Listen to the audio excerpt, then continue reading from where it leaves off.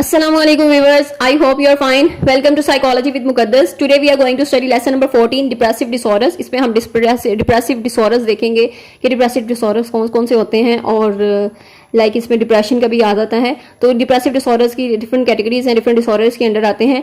Like disruptive mood dysregulation disorder है, major depressive disorder है, persistent depressive disorder है, substance medication induced disorder है, depressive disorder है due to another medical condition and other specified depressive disorders हैं। And इन जो है वो सब में थोड़ा सा डिफरेंस है। इनमें कुछ आपके ड्यूरेशन का डिफरेंस होगा या फिर एज लेवल का डिफरेंस होगा। एंड ये रिलेटेड टू डिप्रेशन ही है, यानी कि डिप्रेशन के सिम्टम्स ही हैं इसमें मोस्टली। तो डिसरप्टिव मूड डिसरेगुलेशन डिसऑर्डर देखते हैं सबसे पहले।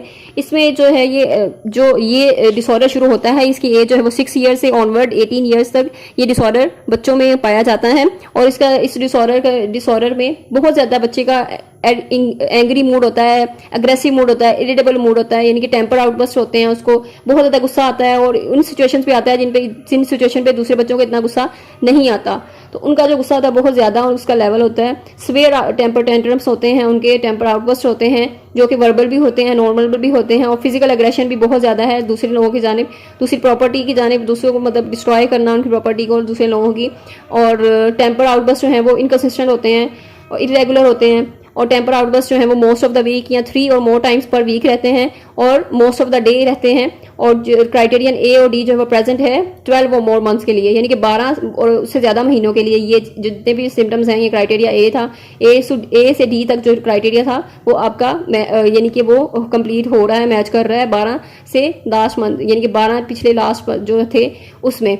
उसके बाद क्राइटेरियन ए और डी जो है वो प्रेजेंट है in at least 2 of these 3 settings, यानी कि 2 या 3 सेटिंग्स में, या घर पे, स्कूल में या दूसरे बच्चों के साथ ये क्राइटेरिया मैच करता है, यानी कि प्रेजेंट है वो अग्रेसिव बिहेवियर उसका। देन डायग्नोस जो है वो should not be made for first time before age, यानी कि 6 साल की उम्र से पहले इसको नहीं आपने डायग्नोस करना और 18 साल की उम्र के बाद नहीं इसको डायग्नोस करना, यानी 6 से 18 ईयर्स की उम्र में ये डायग्नोस होता है। और हिस्ट्री इसकी ऑब्जर्वेशन देखें तो एज जो है वो onset of criteria age before 10 years, यानी कि 10 साल से पहले ही ये जो है वो इसको डायग्नोस कर सकते हैं हम। एंड देन इसमें बिहेवियर जो है do not occur exclusively during the another episode of major depressive disorder, यानी कि दूसरे जो डिप्रेसिव डिसऑर्डर हैं वो इसको हमने रूल आउट करना है इसमें से, कि वो उसको एक्सप्लेन ना करें। सिम्टम्स जो हैं वो फिजियोलॉजिकल इफेक्ट्स जो हैं वो किसी भी सब्सटेंस के नहीं होने चाहिए। And major depressive disorder is the clinical depression. And इसमें लो मूड होता है आपका, इंटेंस फीलिंग यानी सैडनेस बहुत ज़्यादा होती है और बहुत लंबे अरसे तक होती है। इसका डायग्नोस्टिक क्राइटेरिया देखते हैं, इसको MDD कहते हैं, short form major depressive disorder, जिसे क्लिनिकल डिप्रेशन भी कहते हैं। इसके डायग्नोस्टिक क्राइटेरिया में 5 और मोर सिम्टम्स हैं जो शो होंगी आपके 2 वीक पीरियड में एंड रिप्रेजेंट करेंगे चेंज फ्रॉम प्रीवियस फंक्शनिंग, यानी जो पहले फंक्शनिंग थी वो उसमें चेंज आ चुका है। At least one of the symptoms is either 1 यानी डिप्रेसिव मूड होगा या फिर लॉस ऑफ इंटरेस्ट और प्लेयर, जो एक्टिविटीज आप करते हैं, जो एक्टिविटीज को एंजॉय करते थे पहले, आप उसको एंजॉय नहीं कर पा रहे। First of all 1 is depressive mood most of the day, यानी कि ज्यादातर आपको जो है वो डिप्रेसिव मूड रहता है, सैड मूड रहता है, आपको कुछ भी करने का दिल नहीं चाहता, आप कुछ भी नहीं कर पाते, आपका मूड जो है वो सैड रहता है, इरिटेबल रहता है। एंड देन सेकंड है मार्कली डिमिनिश्ड इंटरेस्ट ऑफ और प्लेयर, यानी कि आपका हर जो है ना एक्टिविटीज में इंटरेस्ट खत्म हो चुका है। अब आप कोई एक्टिविटीज जो पहले आप इंजॉय करते थे, अब वो आपकी एक्टिविटीज करने का दिल नहीं चाहता। And then significant weight loss when not dieting, यानी आप अभी डाइट नहीं कर रहे वेट, लेकिन आपका एक सिग्निफिकेंट जो वेट लॉस हुआ है या फिर वेट गेन हो रहा है, आपके जो वेट में चेंजेस आ रहे हैं, डिक्रीज हो रहा है या इंक्रीज हो रहा है। तो 4th इज इंसोमनिया और हाइपरसोमनिया, यानी कि आपको या फिर बहुत ज़्यादा नींद आती है या बहुत कम नींद आती है। एंड साइकोमोटर एजिटेशन और रिटार्डेशन एवरीडे, यानी कि आप कुछ भी आपका करने का दिल नहीं चाहता, रेस्टलेस फील करते हैं आप। एंड देन फटीग और लॉस ऑफ एनर्जी, यानी आप वो बहुत थकावट महसूस करते हैं, एनर्जी जो है वो अपनी लो महसूस करते हैं। And then feelings of worthlessness और एक्सेसिव और इनअप्रोप्रिएट गिल्ट, यहाँ पर आपको वर्थलेसनेस की फीलिंग आएगी, आप फील करेंगे आप किसी काम के नहीं हैं। एंड बहुत ज़्यादा मतलब गिल्ट फील करेंगे आप हर चीज़ में, कोई भी मिस्टेक होती है उसको लेकर बहुत ज़्यादा आप गिल्टी फील करते हैं। Then 8 diminished ability to think और कॉन्सेंट्रेट, यानी आप उस तरह से कॉन्सेंट्रेट नहीं कर पाएंगे, उस तरह से सोच नहीं पाएंगे, आपकी जो थिंकिंग है वो इरेशनल हो जाएगी, इलॉजिकल हो जाएगी। And then recurrent thoughts of death, यानी आप में बार बार सुसाइडल आइडिएशन आएगी, सुसाइड करने का मतलब ख्याल आएगा आपको बार बार। एंड देन बी है सिम्टम्स जो क्लिनिकल सिग्निफिकेंट कॉज करें, इंपेयरमेंट कॉज करें आपकी सोशल ऑक्यूपेशनल और दूसरी फंक्शनिंग में। और एपिसोड जो है वो फिजियोलॉजिकल इफेक्ट नहीं होना चाहिए किसी भी सब्सटेंस का। And then the occurs of major depressive disorder is not better explain by another disorder, यानी कि शिजोफ्रेनिया या दूसरे डिसऑर्डर की वजह से तो नहीं सिम्टम आ रहे, तो उसको हमने रूल आउट करना होता है इसमें से। अगेन वही सिम्टम्स आप डिप्रेशन के सिम्टम्स हैं एमडीडी के, major depressive disorder that is clinical depression. And इसमें सिम्टम्स हैं आपके जो डायग्नोस्टिक क्राइटेरिया है DSM-5 का कि 5 और मोर सिम्टम्स होने चाहिए जो कि परसिस्ट करते हैं 2 वीक्स पीरियड में। Number 1, at least one of the symptoms is either depressed mood होना चाहिए या फिर loss of interest. And then second, significant weight loss हो या वेट गेन हो।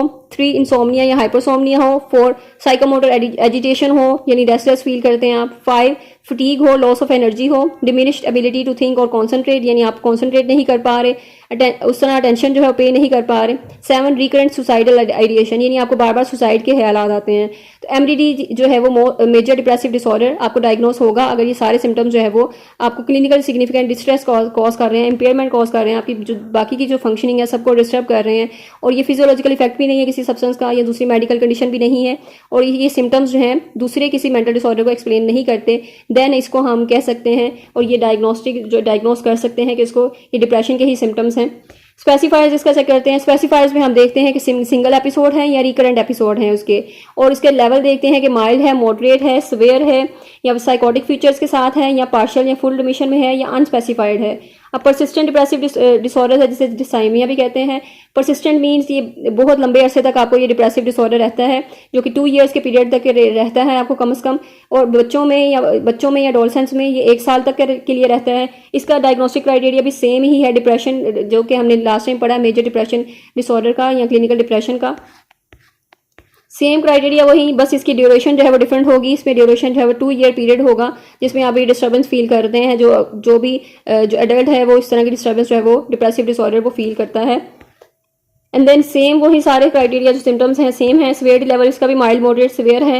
And then substance medication induced depressive disorder, इसमें हम देखते हैं कि जो सब्सटेंस मेडिकेशन यानी आपने कोई मेडिसिन वगैरह नहीं उस तरह की तो नहीं ली जो जिससे डिप्रेशन के सिम्टम्स आ रहे हैं आपको, या फिर कोई सब्सटेंस वगैरह उस तरह का नहीं लिया, तो इस चीज़ को भी हमने देखना। फिर इसमें भी लास्ट जो क्राइटेरिया हमने रीड किया था कि प्रोमिनेंट परसिस्टेंट डिस्टर्बेंस होनी चाहिए मूड में, और ये जो डिप्रेशन के सिम्टम्स हैं या दूसरे जो सिम्टम्स हैं जो आते हैं आपको, इसका एविडेंस होना चाहिए आपके पास, फिजिकल एग्जामिनेशन या लैब फाइंडिंग्स होनी चाहिए कि सिम्टम्स जो हैं आफ्टर आपको होने चाहिए कि जब आप सब्सटेंस इंटॉक्सिकेशन जो है वो या विथड्रॉल के बाद ही आपको सिम्टम्स आए हैं, और then involve substance medication is capable, कि वो कैपेबल भी है कि उस तरह के प्रोड्यूस कर सके, जो मेडिकेशन आपने ली है वो कैपेबल है कि वो डिप्रेशन के सिम्टम्स जो है प्रोड्यूस कर सके, तो उसको हमने रूल आउट करना है। एंड देन ये not explain by another disorder, दूसरे डिसऑर्डर ये इसको एक्सप्लेन नहीं करते, और ये डिलीरियम के दौरान भी नहीं हम इसको करते, इस डिस्टर्बेंस को जो होती है आपको, इसको फिर हम रूल आउट कर देते हैं। एंड देन इसको जो ये डिस्टर्बेंस जो है वो आपकी दूसरी फंक्शनिंग में इंपेयरमेंट कॉज कर रही है। स्पेसिफायर्स इसमें देखते हैं कि इंटॉक्सिकेशन के साथ है, या फिर आपकी विथड्रॉल सिम्टम्स हैं उसके बाद है, या इंटॉक्सिकेशन के बाद है, यानी कि जब आप वो सब्सटेंस कंज्यूम करते हैं उसके बाद आपको ये सिम्टम्स आते हैं। तो depressive disorder due to another medical condition, जैसे कि दूसरी मेडिकल कंडीशन है, जैसे स्ट्रोमा है, आपकी हेड इंजरी है, या फिर आपको माइग्रेन है, तो डिफरेंट जो चीज़ें हैं उसको हमने फिर रूल आउट करना है, और इसमें ये depressive disorder due to another medical condition में आ जाता है कि दूसरी मेडिकल कंडीशन की वजह से आपके डिप्रेशन के सिम्टम्स आपको आ रहे हैं। सेम क्राइटेरिया ही है इसमें भी। एंड देन स्पेसिफायर्स हैं, इसमें स्पेसिफायर्स हैं डिप्रेसिव फीचर्स के साथ हैं, या मेजर डिप्रेसिव लाइक एपिसोड्स हैं, या मिक्स्ड फीचर हैं इसमें। तो अदर स्पेसिफाइड डिप्रेसिव डिसऑर्डर में हम डायग्नोस करते हैं अगर आपका वो क्राइटेरिया फुल जो है डिप्रेशन का फुल क्राइटेरिया वो जो मैच नहीं कर रहा, ठीक है, उसमें सिम्टम्स जो हैं आपके पूरे नहीं आ रहे उस पर, तो फिर हम अदर स्पेसिफाइड यानी उसको कर देते हैं कि उसमें सारे सिम्टम्स उस तरह वो शो नहीं हुए। एंड देन इसके भी स्पेसिफाइड हैं, रिकरेंट ब्रीफ डिप्रेशन है। अदर स्पेसिफाइड में शॉर्ट ड्यूरेशन डिप्रेसिव एपिसोड है, यानी कि उसकी ड्यूरेशन कम है, या फिर वो ब्रीफ डिप्रेशन है, थोड़े अरसे के लिए है, या फिर वो डिप्रेसिव एपिसोड है इनसफिशिएंट सिम्टम के साथ, ठीक है। तो यानी ये सारी जो अदर स्पेसिफाइड में करते हैं हम कि वो सारी जो उसका क्राइटेरिया था वो मैच नहीं कर रहा, इसलिए इसको इस कैटेगरी में डाल देते हैं। एटियोलॉजी ऑफ डिप्रेसिव डिसऑर्डर, अब इसकी देखते हैं डिप्रेसिव डिसऑर्डर्स के रीजंस क्या हैं। तो first of all neurological factors हैं जो कि मोनोसाइकोटिक ट्विन्स हैं, और उसमें ज़्यादा हमें डिप्रेसिव डिसऑर्डर्स जो है वो देखने को मिलते हैं, आइडेंटिकल ट्विन्स जो होते हैं। फिर जेनेटिक वल्नरेबिलिटी होती है, यानी आप इन्वायरमेंट आपका कुछ इस तरह का होता है, आपके कुछ जीन्स होते हैं इस तरह के जो कि रोल प्ले कर रहे होते हैं, आप में जेनेटिक टेंडेंसी होती है, आपके इनहेरिटेंस में ये चीज़ है कि आप वो डिप्रेशन के जो है वो जल्दी सिम्टम्स को कर लेंगे, डिप्रेशन आप में जल्दी हो जाएगा।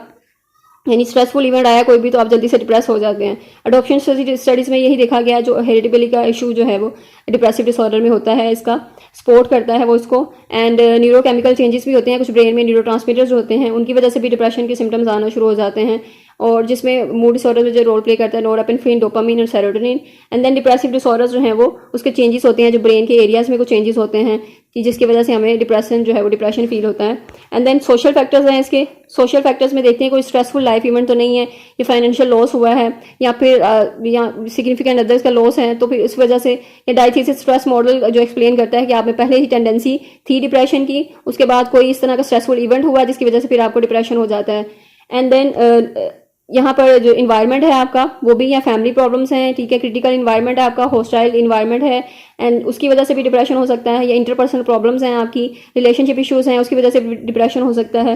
एंड देन साइकोलॉजिकल फैक्टर्स क्या हैं? फर्स्ट ऑफ ऑल तो न्यूरोटिसिज्म है। न्यूरोटिसिज्म एक पर्सनैलिटी ट्रेट है, यानी हर ये बंदा जो है वो हर चीज़ में एक मनफी पहलू ढूंढेगा, ठीक है, नेगेटिव सोचेगा, और नेगेटिविटी जो एंग्जाइटी प्रोन होता है, यानी कि नेगेटिव चीज़ें ही देखता है, नेगेटिव सोचता है, इसकी थिंकिंग जो है वो इरेशनल है, इलॉजिकल थिंकिंग है, जो कि इफेक्ट करती है इसको, फिर इसको डिप्रेशन की जानिब लेकर जाती है। कॉग्निटिव बायसेस होते हैं, यानी कॉग्निटिव में नेगेटिव थॉट्स हैं, आपकी बिलीफ्स जो हैं वो नेगेटिव हैं, जिसका जो मेन कॉज है आपके डिप्रेशन का, जिसमें पेसिमिस्टिक थिंकिंग है, सेल्फ क्रिटिकल थॉट्स हैं, यानी आपकी थिंकिंग बहुत ज़्यादा नेगेटिव है, तो ये चीज़ आपको डिप्रेशन की जानिब लेकर जाती है। एरन बैक ने कॉग्निटिव बेस का जो बायस का एक डिप्रेशन का दिया था, स्केल दिया था उन्होंने, जिसमें डिप्रेशन को हम मेजर करते हैं कि डिप्रेशन किसी इंसान में डिप्रेशन है, अगर है तो वो कितने लेवल पे है, और इसमें नेगेटिव ट्राइड भी उन्होंने दिया था एरन बैक ने, जिसमें कहा था उन्होंने कि ट्राइड जो है वो 3 कॉर्नर्स जैसे होते हैं, ट्राइंगल शेप होती है, जिसमें एक नेगेटिव व्यू होता है आप अपने आप के बारे में, एक दुनिया के बारे में और फ्यूचर के बारे में अपने। तो ये नेगेटिव ट्राइड जो है ये रोल प्ले कर रहा होता है। अगर ये तीनों चीज़ों के बारे में नेगेटिव थिंकिंग है आपकी, तो फिर आप डिप्रेशन का शिकार हो सकते हैं। फिर इस मॉडल के अकॉर्डिंग अगर बचपन में आपको मतलब बहुत ज़्यादा ट्रेजेडी फेस करना पड़ी है, या आपका जो इन्वायरमेंट था रिजेक्टिव इन्वायरमेंट था जिसकी वजह से आपको डिप्रेशन हो सकता है, या स्केमास जो आपके बन गए हैं, या आपकी थॉट्स बन गई हैं, जो एक्सपीरियंसेस थे आपके नेगेटिव थे, जिसकी वजह से आप वो डिप्रेशन में जा सकते हैं। रूमिनेशन है।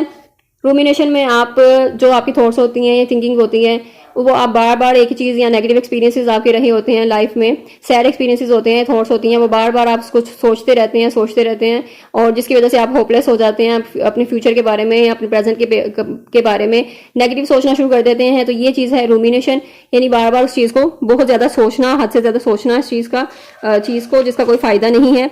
तो ये है रूमिनेशन, और इस चीज़ को भी अगर अवॉइड करेंगे तो डिप्रेशन नहीं होगा। और रूमिनेशन की वजह से भी डिप्रेशन होता है कि हम जो है वो इस इरेशनल थिंकिंग की तरफ चले जाते हैं, बार बार सोच के या ज़्यादा सोच कर।